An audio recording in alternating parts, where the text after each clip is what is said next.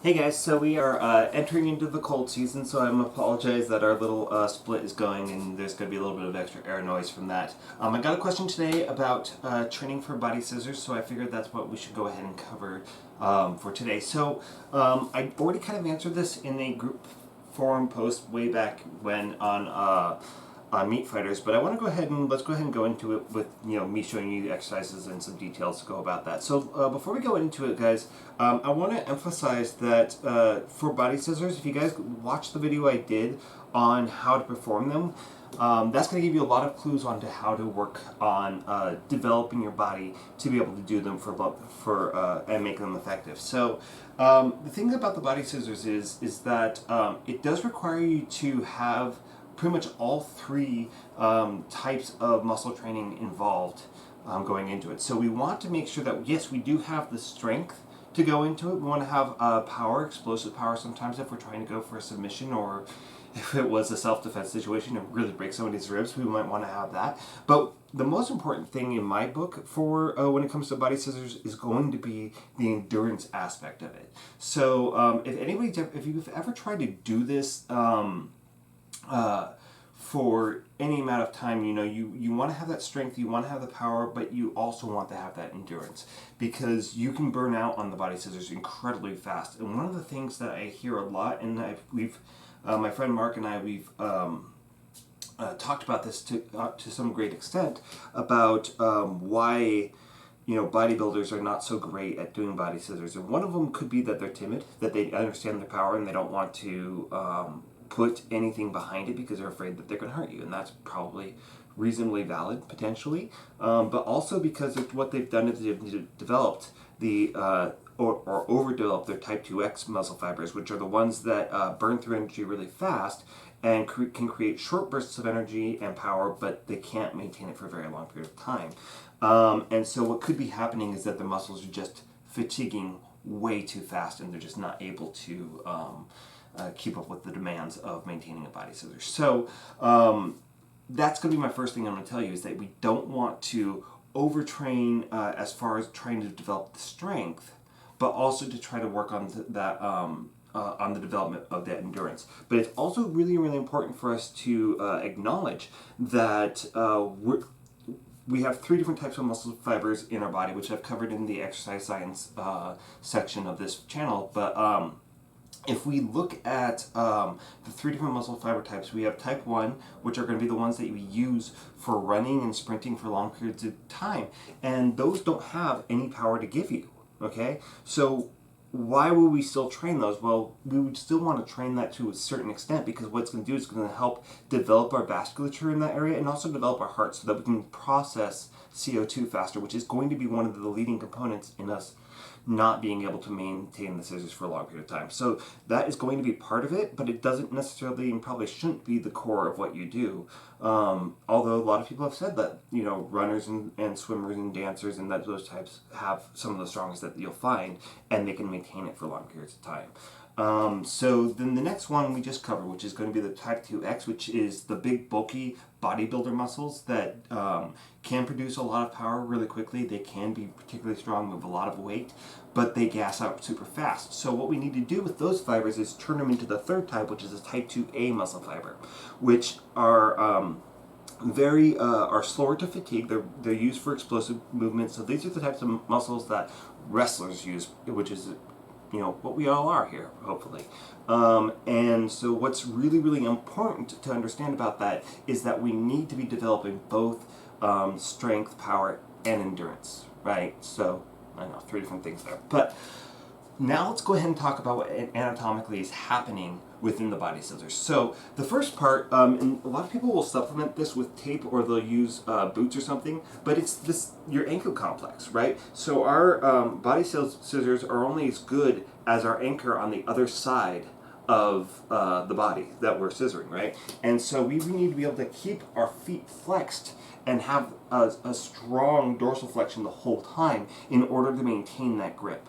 So in order to develop that, we need to be thinking about working this pulling movement back with our anterior tibialis, which is this muscle, as well as maybe some of our peroneal longus, but we don't want to worry too much about our calves. So the calves in this instance are going to be working entirely as antagonists. So when your peroneals and your anterior tibialis and your posterior tibialis to a certain extent are going to be contracting at the same time, they pull your toes back towards your face, whereas your calves are going to be lengthening and allowing them to do that. So your calves will bring you up onto releve if you've done any dance, versus coming into that dorsal flexion if we have strong peroneal longus as well as our anterior tibialis.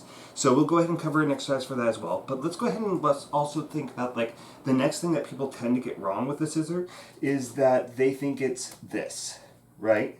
Is that it's all the internal rotators here and adductors. So we have all of our adductor complex working in here, and then we have our TFL, which is a bit of an internal rotator. Our glute medius and minor can act as internal rotators. We have the sartorius is going to be an external rotator. So, and then whatever medial quadriceps, so our vastus medialis, as well as our more medial hamstring complex muscles that are going to help be contributing to the adduction. That being said, we don't have much mechanical advantage there, okay guys? We basically, all those muscles attach right down here in your pelvic floor, and then they come down into here. And if you think about like the shape of that lever, right, that the muscle is going for a long period of time and hopefully going to a long post, but the other axis here is actually very close to the femur, right? So we don't have a lot of strength here to be able to adduct much to help with that scissor. So where does that power come from? Well, it's actually, we are in this position and we are going to do that, right? So we are straightening our legs. So basically what's going to happen as far as our adductor and internal rotator complex is going to happen there is that we will be doing a little bit of internal rotation, but we're also going to be fighting against our glute muscles, right? So our glute muscles will abduct, they will extend, but they are going to be actually really powerful here in contributing to the scissors, right? And so these are going to be stabilizing the glutes and the adductors and internal rotators. Those are all going to be working together to kind of stabilize this hip joint through that. So now we have a strong joint at our ankles because we've been working the two muscles we mentioned before, peroneals and the anterior tibialis. And then we also have what's going on here in our adductors and our glutes. Which brings us to the last points, is that our hamstrings complex is going to be acting again more as a stabilizer, right? It's not going to be, we're not bending our knees into it. If you find that the more that you bend your knees when you're doing the scissor, the more you have to rely on those adductors and the less powerful it's going to be, not the more powerful. So what's the opposite? Is that we're actually, basically what we're doing is we're going from this position where our knees are bent and we're locked up, and then we're straightening our legs. And that's what's going to actually create that power. It's actually be coming from our quadricep complex predominantly here. So let's go ahead and start talking about ways that we can work on that and develop that. Okay. So I've just got this anchor point right here into the wall. I'm not going to be using a leg extension machine. That's going to put too much pressure in our knee, and it's going to wear down our cartilage quite a bit. So I'm anchored into the wall. I've got all these straps, and I guess I should have tried it with all these straps first. But I'm going to come from this lunge position, and I'm going to use my front leg to push my body back. So here and back. And if I wanted to increase resistance, I would, I'd be moving my body back to increase that. So I'm just going to go through as much range of motion, focusing on this one, about that pace, for as long as I can. We could do with kettlebell if you want to. You can use dumbbells at your side. You can do them up on your shoulders if you want to. All these will work pretty well. So generally speaking, what I'll do is I'll take whatever finger is appropriate for my height, and I'll put it up on the bar. For me, it's kind of the ring or middle finger. But I need to put the same finger on this little line that will be etched into the texture here. That's to help you get balanced. Now from here, I'm going to be looking straight at the center texture right here. And when I come in, I'm going to move straight ahead. I'm going to put that right between my shoulders, so you should be very balanced here. If you have a whole lot of weight on here, then you come in here, right, you're going to be all off balance here and off kilter. So that's going to be problematic. I did move both of them down. Okay. This might be actually a little bit high for me. So you see that when I'm up at the bar, that it should actually kind of here, like halfway through my deltoids, would be the proper loading height, because I don't want to have to come up higher than I need to rack up a barbell. In this case, because of the wall behind me, I've got the posts here, a lot of times that you're going to be picking up from behind. It's really important that when I come in here also, I'm putting the weight on my trapezius, right? So the bar is going here, it's not going up on my neck. That's really important. I don't want you guys to be hurting your necks here. So I'm going to come in forward, and I'll place the bar here. And so from here, I should be able to just stand up and walk back without any issues here. Now, the position for your feet, and I've covered this in another squat video, should be mostly kind of straight ahead. You want, more than anything, you want your toes and your knees to be pointed in exactly the same direction. So if you have your toes pointed outward, but your knees are pointed towards the center line, you're going to get this concave thing, and you're going to actually introduce rotation against all your ligaments in your knees. So we want to go ahead and avoid that. So whether or not your toes are pointed forward or pointed out, the toes and your knees need to be in agreement. And sometimes, like if it's coming from your hips that are forcing it, it could be your tilt of your pelvis, but it could also just be the way that your femur is shaped. So generally you want to be mostly kind of straight ahead, a little bit wider than shoulder width apart here. And when you come down, you want to think about bringing your tailbone to your heels, right? So my weight right now is all in my midfoot to heel. Nothing's going up towards my toes, so I don't feel it on the last part before I got my free little wigglies down there, right? So when I come down, I want to make sure that I'm maintaining that the entire time. So I don't want it to be starting to come forward, because that's going to put a lot of tension there into my patellas, into my knees. So I'm going to keep my eyes actually a little bit above my head height here. So classically trained bodybuilders and whatnot, they tell you to go about 4 feet ahead of you and look at the ground. But your body will follow your eyes. So when you go down, if you're looking too far forward, you're going to arch your back and you're going to curve it. And you're going to potentially herniate a disc in your back. If you look too high to compensate for that, you're going to be doing this type of thing. Your knee's going to go too far forward, your weight's going to come off your heels, and you're going to injure your knees. So what I really say is, like, I'm going to be looking off in the distance at about 7.5 to 8 feet in the air, right? So, like, it's a little bit above an average door frame or where that window is, right? So just like in the distance, so this is a smaller room, so I can't look up there because I'm going to be looking too high. So I'm going to be looking just above my head height at the wall ahead of me, or straight ahead. So, but it helps to have something to look at in the distance. So I'm going to come here, I'm going to engage my core. So what people can do is they can lift their tailbone too much, and then it's put you into this anterior pelvic tilt too much, and that can compromise your back. We don't want to be so tucked under that our low back is rounding. We want to be in our neutralist position, right? So you can feel what that is, and without a barbell, put your hand on your belly, put your hand on your back, and feel where that is and try to maintain that.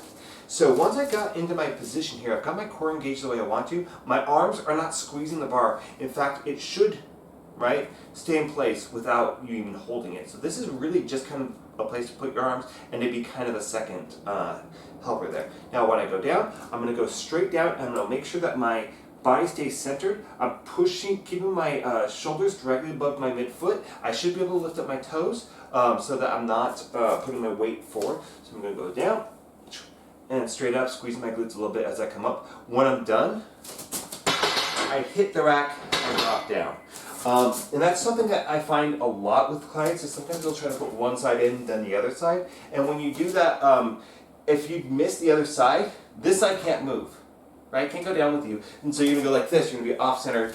And especially if you haven't put a clip onto your barbell, you know, your weight splits are going to fall off on that side, then this side becomes heavy and you're going to go that way. You're going to go flying and you're going to get hurt. So it's really important that we actually make contact with the rack and then drop down. We're not trying to put one in or the other. And that's one of the reasons why the bar is low, or the rack is low, is so that I can stay at my normal height and slam it and just come straight down. And I know that I'm good because I'm touching the bar. There's no way that I can miss the catches, right? And it's the same as if I'm going back, right? I want to have enough clearance that I can hit the rack and then drop down, okay? And again, we can do this with squats, we can do this with lunges, guys. Using the barbell for lunges, you can do it inside the cage here, right? So, I get in the same position, I get in my lunge position, and then I just go straight down, straight up, right? And I wouldn't necessarily, especially for the subject of scissors, because again, we're trying to build up endurance, and the more we alternate, the more we give each leg a break for what they're doing. So if we stay on the same leg for a long period of time, we're actually going to be developing those quadriceps much quicker and much more efficiently than if we were alternating, right? That helps for if we're doing track and field work, we want to have more stability when we're doing active work, absolutely alternate. But in this case, we want to go ahead and stay on the same leg because again, we're trying to build up that quadricep endurance there. And a note on your lunges, and I know I say this a lot if you guys have watched the other lunge videos, but when we go down into our lunges, my front knee stops moving and I go straight down. So my knee stays above my heels the whole time. My back knee, I actually try to think about pointing my femur straight down and lightly, not putting any weight on it, lightly touching the ground, or once you know where the ground is because you've done this so much, stop an inch short or half an inch, right? So you don't actually make contact. But what happens with inexperienced people is they won't bend that back knee and then they can't get down very far, right? So by bending that back knee and spearing the ground, we are actually allowing ourselves to go to depth. We are making both legs do work, and we are actually doing the exercise more properly, right? Again, making sure my toes and knees are in agreement. So my knees and toes are pointing forward. My back heel is popped straight up, so my toes go straight down because that's the direction that my knee's going. That's a very common thing, is that we might have internal, external rotation in that lower leg, and that's going to correct itself halfway down, and then we get unstable. Also, I said this in a recent video, that if I have a line going straight off from where my feet are, I want to step 3 inches to one side of the line on either side, not stepping on the same line with my feet, because again, my hips are not going to allow that very well, and you're going to find that you're going to get unstable. So this is kind of a progression on a basic wall sit. You can just kind of stay here and be stuck in this position. Notice I've got a band on my around my knees right now. So again, I have to keep those glutes activated in order to stop my knees from caving in. And I'm going to try to get down as close to 90 as possible. And right now, because I've got the ball behind me, I've got a stability element into it. So I'm working kind of everything right now. My quads are already burning, my glutes are burning, my core is burning a little bit here. Because I've got all that stability going on here. This is, again, we're talking about isometrics when we're talking about scissors, guys. So being able to hold this position for a long period of time with all the stability going on is actually going to really, really help us with that endurance aspect. This is going to be kind of more of a glute destroying exercise. So I'm going to put a band on my knees, and I want to go ahead and keep this distance, right? Probably a little bit wider than my hips, right? And I like to take a ball, sometimes a physio ball, sometimes a slam ball like this, or you can use a platform if you're not quite there yet. And we're just going to do bridges here. And when we're doing the bridges, I'm trying to focus on as much as I can on trying to keep those knees apart the whole time as I come down. Now, it's really important when we're doing our bridges that we're thinking about squeezing our glutes and pushing our belly button in, so we go in that posterior pelvic tilt. A lot of times what will happen is people will bridge like this, right? And so you see my glutes are not doing jack shit. So what I really want to make sure that's happening here is that I'm going to keep that tailbone tucked all the way under. Now you can see I've actually got this downward round on my spine, not that upward inward arch here, right? So my glutes are doing all the work right now to get my hips up. And because I've got the band on there, I'm really, really making sure that I'm working the external rotation as well as the internal. Because again, that's going to help stabilize that joint throughout the movement. It's going to be easier to do this with shoes on, and I'm going to be here. So you see that the cord is going off my big toe and going a 45-degree angle off that way, right? I have it locked on my foot, and what I'm going to do is I'm going to point my toes down and away, and I'm going to pull it up and back. Now, if you want to, oftentimes I'll take a foam roller or something and put it under my knee here, right? And I want to keep my knee heavy on that. I don't want it to be locked out here on the floor, but I usually like to have it here, right? I'm going to push and come forward. I don't have quite enough tension on here, but I'm just showing you guys the movement here, right? So I'm going to push away and then I'm going to pull back. Now if you wanted to get more kind of a balance between your anterior tibialis and your peroneal longus, you would square up and you would just point and flex to get both of them. And in this case, you know, that might be better from a neutral standpoint. So I don't know what the muscle balance of your ankles are, so I might recommend going ahead and doing it more squared up if you have your arches exactly where they should be. If you have low arches, focus on your anterior tibialis a lot more. If you have really high arches, you might actually want to angle it off the other way so that you're going this way and pulling back off your pinky toes, that we're getting more of that peroneal longus. Odd for that to happen, it's usually the other way around. We usually tend to go more towards flat arches rather than high arches. Alright, so on this one, guys, I'm going to warn you. I have given this to a client and I have had them have a groin strain with it. So I want you to go ahead and be very, very mindful of what your level is here, okay? So what I would kind of do is I would be very, very warmed up before I even attempt this one, but I also would say that you know, go a little distance, use your hand to kind of support you to find out if your groin can take this, okay? Because again, we're using a lot of those adductor muscles in this particular one that are going to be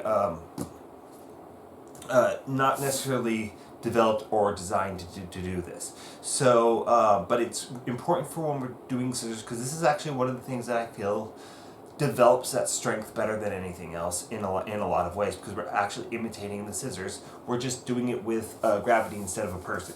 So I'm going to come up, and I'm just going to hold this side plank, right? I'm internally rotating as much as I can with that top leg, and I'm squeezing my legs together here, right? So this is, you know, some quad, some hamstrings involved, glutes are involved, and my adductors and internal rotators are definitely involved in this exercise. This leg is totally free, and if you wanted to, you can put on an ankle weight or something and actually, you know, work out that leg. So while this one's holding isometrically, this one's working actively, flip over and do the other side.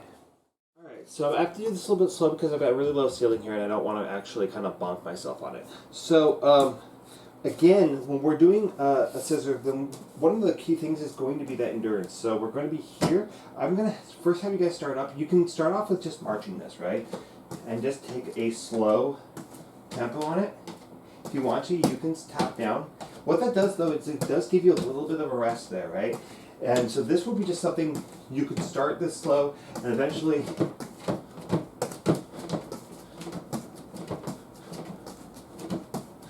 right, start to pick up your pace on that. And then we can start working on our laterals. Okay, I call these kangaroos because we're just bouncing up and down here. Okay, you could do a step down with a tap, right? You could start doing crossovers.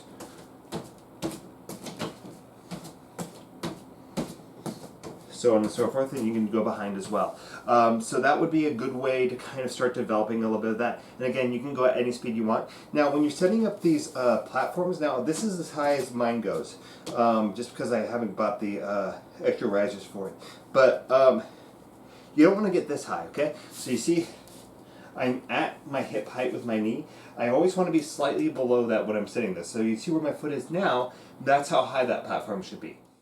To progress your riser exercises, we can start adding in an unstable surface. So in this case, I'm using a Bosu, which is probably the only tool I'd really want to use, right? But you can do pretty much all of the exercises on the Bosu, and that stability element is going to give you more of a workout than if you were to use the platform. But you have to get the movement down first before you start adding the stability.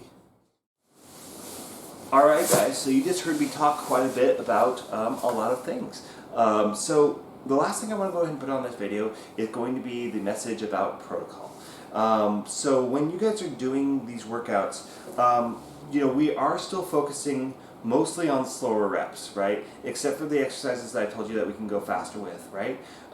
So The more endurance-y exercises like running stairs, running on the street, swimming, focusing on our legs, doing dance or anything like that, those are all going to be things that are really, really going to be really great for you. Running stairs, especially for scissors, is going to be a good one because, again, if we're running on flat ground, we're going to be using our type 1 muscle fibers. Well, once we start introducing heavy resistance, like going up a hill or going upstairs, now we have to start using more powerful muscles than what we have in our type 1s. So we're going to have to resort onto our type 2 muscle fibers, which if they are type 2 extra, are going to gas really, really fast.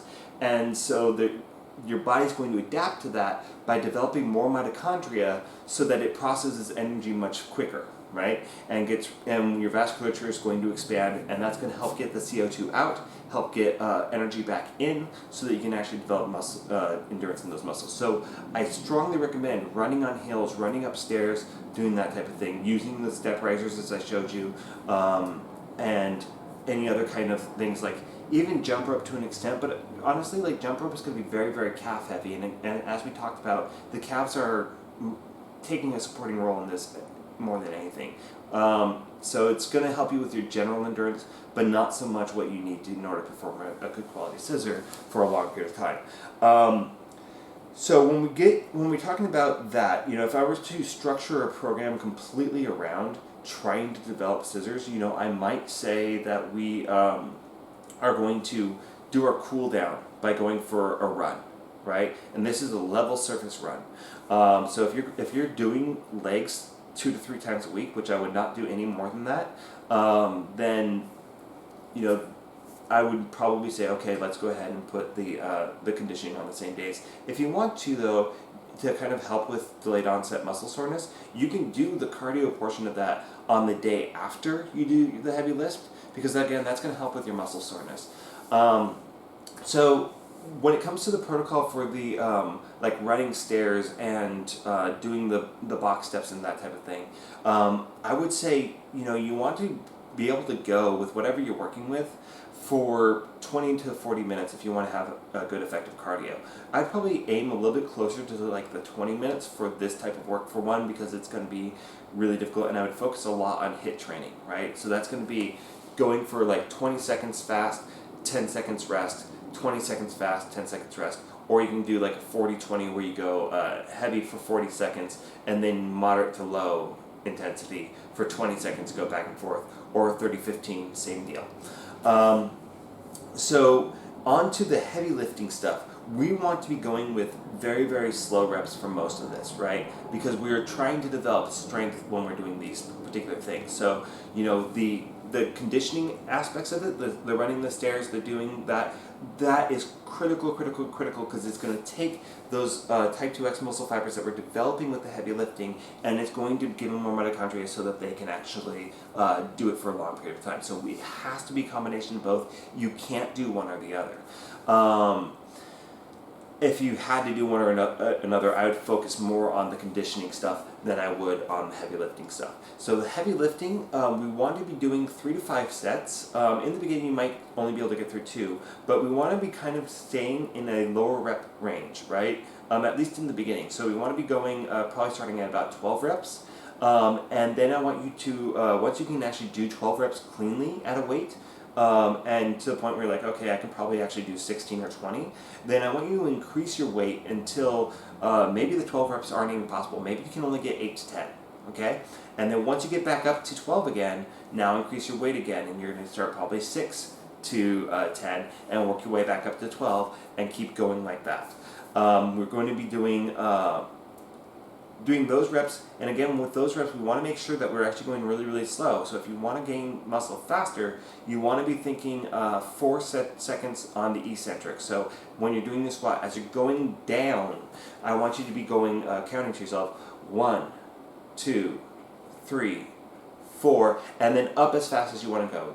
Traditionally, it's 2 seconds, but let's just face it, you're going to go at whatever speed you're going to go at.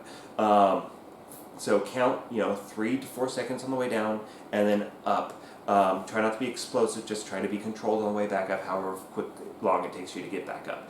And so you're getting more out of it when you're doing the isometrics and your eccentrics anyways. Concentric doesn't benefit you nearly as much as people think it does.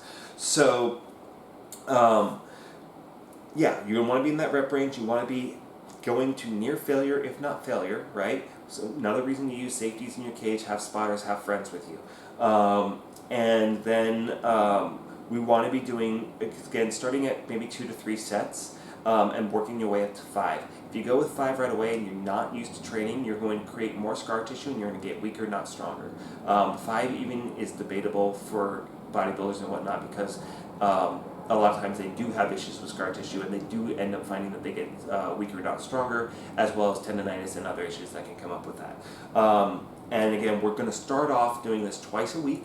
You can do it up to 3, right? I wouldn't do it any more than that. So that would be like a Monday, Thursday, Sunday, Wednesday, Saturday type deal. So you could go, Monday, Wednesday, Friday, or Monday, Wednesday, Saturday, or something like that.